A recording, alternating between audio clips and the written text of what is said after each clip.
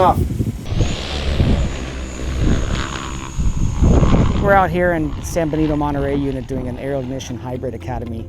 It's a national academy hosted by the U.S. Forest Service in collaboration with CAL FIRE. By taking fire just straight down the ridge lines, you have the flanking effect. We have pilots from both CAL FIRE and the United States Forest Service from multiple regions, and we're all participating in a aerial ignition academy. This works really well in steep ground. We're out flying UAS for prescribed fire and wildland fire using the PSD Payload, some plastic sphere dispenser payload system. And that is a device that has dragon eggs and goes through a slipper block. It's we call it the dropper. That's where it gets injected and you get a chemical reaction. And it takes about 30 seconds. For about the time it leaves the payload and hits the ground, you'll get that chemical reaction. And it's not volatile at all. It's an exothermic reaction, and it's kind of like putting your lighter to the forest floor. So we've already been implementing aerial ignition for about 2 years now within CAL FIRE. Now we have the demand.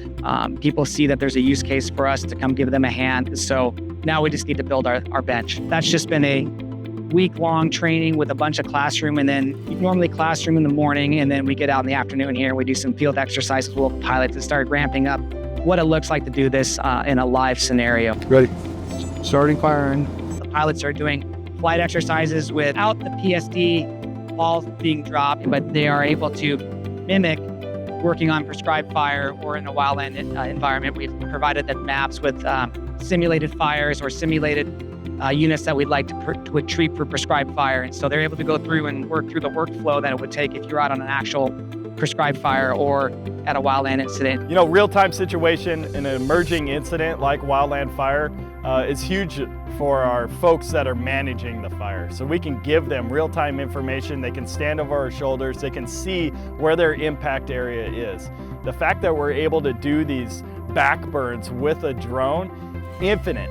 We can get in smoky conditions. Drones like to hover. They're fine with hovering. It's a low risk but highly coordinated effort that allows us to complete these burnout operations to help suppress the fire. As we move forward, this is definitely a newer mission set for us. There's 2 qualified aerial ignition pilots in the state right now for CAL FIRE, but after this academy, we'll have 4 additional ones, and we do have a 3rd pilot that is pretty much 1 assignment from being qualified. One of the goals for risk reduction back in 2019 was to look for other ways to reduce the risk to our crewed assets when acceptable and when appropriate, and how to utilize a different tool to complete the same mission set. So we're going to definitely increase our capability in the prescribed fire and wildland fire environment utilizing PSD with UAS, amongst other mission sets that we're training to.